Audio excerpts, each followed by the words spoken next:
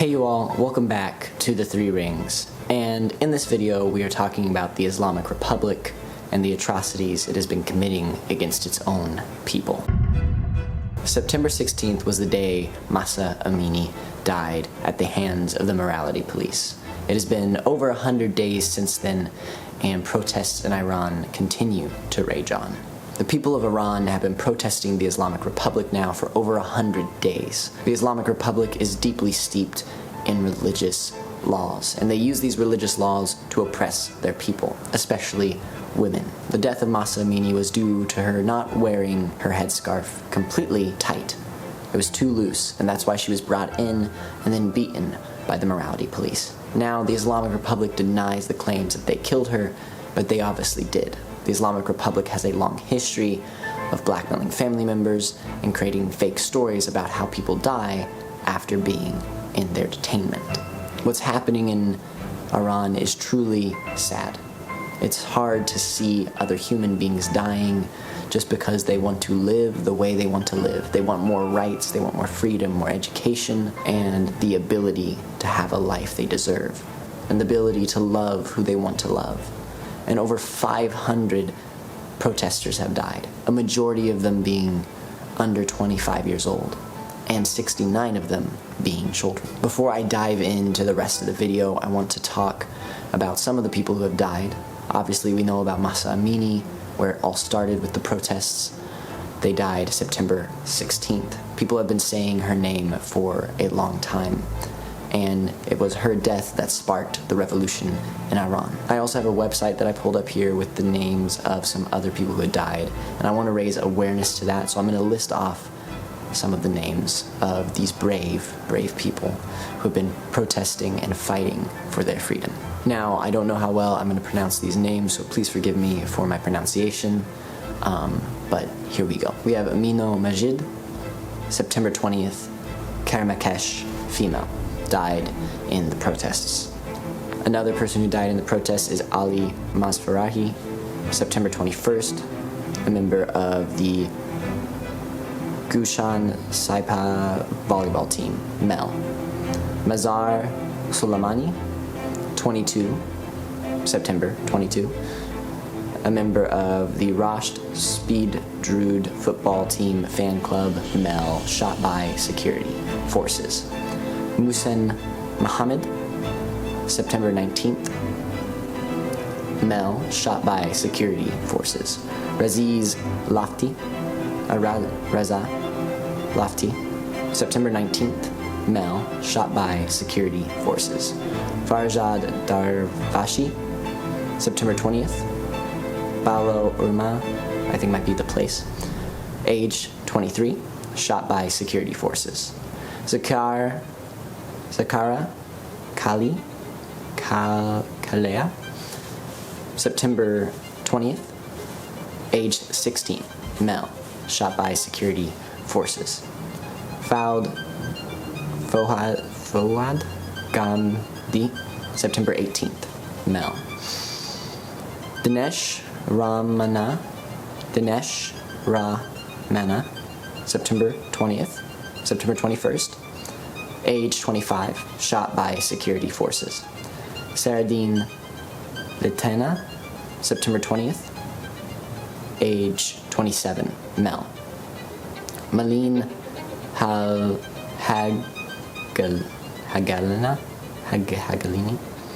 again, sorry for these mispronunciations, September 21st, shot by security forces. Amin Imrat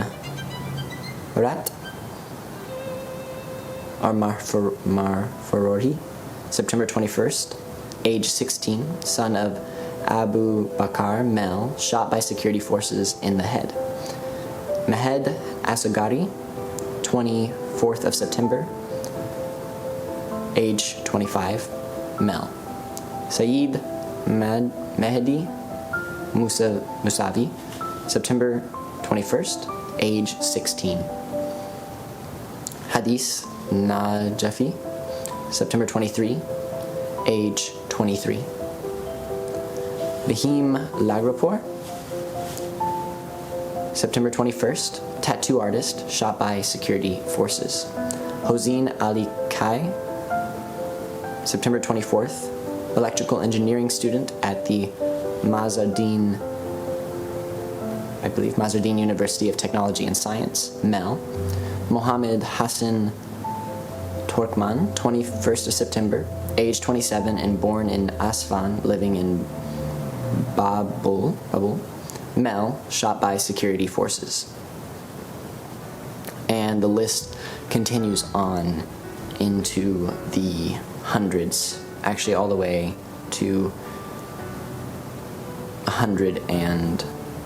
282 people. I don't know all the roles of the people on this list. Most of them are protesters. And I know there's also probably been casualties on the other side as well, just stuff happening. But seeing death happen at such a large scale, especially to the people fighting for their freedom, is a truly sad and disheartening thing to see. It is sad to see a government and regime so detached from its people, so bent on power and hate, that it is willing to slaughter its civilians. And seeing all of this is extremely disheartening and sad, and that's why I'm going to ask you guys to do something. TikTok has been a great place for raising awareness. In fact, my TikTok has been filled with TikToks from people from Iran or who have family in Iran, people raising awareness about the executions happening. And I'm asking you, if you see these TikToks on your TikTok where it is someone about to be executed in Iran, please interact, please hashtag, comment, boost, save, share with every one of them that you can. Make your own videos about what you're seeing, whether it's just, watching a video on someone who might be being executed and you making a video like that as well. The more awareness we can bring to what is happening in Iran, the better. We must fight with all of our hearts and our abilities that we can for the Iranian people's freedom, because we are all human beings and we all deserve to live and love and be who we want to be. So if you can, please make a video on TikTok, YouTube, Instagram Reels, whatever it is. Please raise awareness. Send letters to your local government, send letters to the federal government, petition, raise awareness, talk with your friends, talk with your family about what's happening in Iran, and please get more and more eyes on what is happening over there. And I know more and more awareness is rising, but we truly need to help these people as much as we can. They need our help, and we need to stand with them and help them. So I want to dive into the history of Iran to tell you how it got to the place it is today. It wasn't until a few months ago that I actually figured out that Iran was on a way different path than the one it is on now. Before the 1979 revolution, Iran had much more lenient laws on what women could do and be in society. In fact, women were holding positions in government jobs, wearing whatever they wanted, and Iran was becoming a very modernized country. Religion was out of government, and the Shah, which was a monarchy, was in control. Now, the Shah wasn't perfect. It was a monarchy, meaning that the monarch had a lot more control than they should have. And the Shah was known for silencing political rivals. But underneath the Shah, women had way more rights than they do currently, and could hold way more education, way more political power, and were not forced to wear hijabs. The Shah and his reign was not perfect, and as Iran's economy started to grow and new wealth started to pour into the nation, some people were starting to feel left out. The religious groups and farmers were not seeing themselves as a part of this new world that Iran was becoming, and thus seeds of revolution began to be planted. Also, the Shah's repression of other political parties and political ideas didn't help much either. Revolutions started, and the economic change started to drive people to protest, because not everyone was benefiting from the new way Iran was running. In fact, economics tends to be a big reason why people start to protest, because they need a livelihood, and some people were suffering. But behind these protests was also a big push from the religious sector. The protests continued to get worse and worse, and at some point, the Iranian military declared neutrality in the protests. This was the end for the Shah and he flew away to America. So let's also jump back a little bit in time to how the Shah got in power. The American government did have its hands in the Shah's ascent to power, hence why I believe he ran back to America. America is known for sending the CIA to other countries to either make new governments or dismantle ones that don't agree with America's ideals. We see this in a lot of countries that try to run more socialist and communist ideas, and the CIA usually is involved in some way in dismantling those systems, because a capitalist world is what the American government wants, because it's the one that benefits it the most. Now, the Shah ran to America, and once he did that, his political rivals came back that used to be banished from the land. The Islamic Republic became instituted, and you had a democracy in Iran, except that this democracy was not really a democracy. Iran's current democracy under the Islamic Republic, in my opinion, still runs a lot like a monarchy. The supreme leader has all the power. He appoints special offices to people who overlook the votes and the candidates that the people vote for, and if those candidates don't match up to the regime's qualifications or ideals, well, then they're not allowed to run. And then the Islamic Republic uses the morality police, the police, and the army, as well as militias that are for the Islamic Republic, like volunteer militias and paramilitary groups, to suppress the voices of the people. And that's what we are currently seeing in Iran right now with the protests. The morality police, the police, and these volunteer militias are trying to stop these protesters. They are trying to kill them. They are doing horrible things to these people who just want freedom. So the people of Iran are extremely oppressed by their government by many avenues.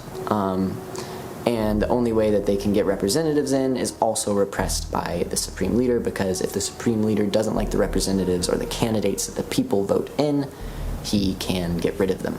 The current Islamic Republic is a perfect example of what happens when religion and government are used to suppress the will of the people. Throughout history, governments and countries have used religion and God and military power to justify their violence and to hurt people. We see this through every history, whether it's the Crusades with European countries to what we're seeing in the Islamic Republic right now, with using the word of God as a way to execute protesters. Some of the reasons these protesters are getting killed and the sentence that they're getting killed under is that they are being blasphemous to God, and that is deserving of death, which is scary and horrible. I used to be a Christian myself, and when you read the Old Testament Bible, there's a lot of execution, and blaspheming the Lord does tend to lead to death. And the fact that books from thousands of years ago that personally to me, and this is my personal opinion, are mythology, are dictating the lives of innocent people. It really baffles my mind and hurts my soul to know that people are being hurt, killed, and oppressed by the words of men from thousands of years ago, or whoever wrote these ancient religious texts. That these religious texts are being used to hurt people. Now, religion and spirituality can be used for good, but what we are seeing in Iran is an extreme misuse of religious texts and rituals and ideas to hurt people. And that's where it's really, really bad. So I want to end this video out with talking about how we, the people, can change the world. And it is our job to stand up for our fellow human beings in Iran and raise awareness. So again, please talk about Iran, make videos about it, talk about the people getting executed, raise awareness, post, hashtag, make videos, do whatever you can to raise awareness for the people in Iran. They need your help desperately. The revolution is continuing, the protests are continuing past 100 days now. And there have been some things that have happened, I believe. I've been hearing about political sponsorships from other governments, and the UN has condemned the acts that are happening in Iran, but I believe more action needs to be taken by all of us. And more eyes need to be on Iran, and more things need to be happening to the Iranian government, like sanctions and heavy penalties for executing your own people. And I know global, politics is a difficult. I just wish countries that have the ability to do more would be doing more in helping these innocent people that are getting hurt. And yeah, so please raise awareness, make videos, talk about it. Iran needs your help, and Iran needs to be free. In Iran, the protesters are saying death to the dictator, and they want their supreme leader removed. They want a new government. They want a government that represents them. And I think all of us, at the end of the day, want to be heard, want to be represented, and want to be free to live the lives we want to live. So thank you for watching this video. Please continue to raise awareness. Please continue to talk about what's happening in Iran. Peace and love to all of you, and women, life, and freedom to the women of Iran.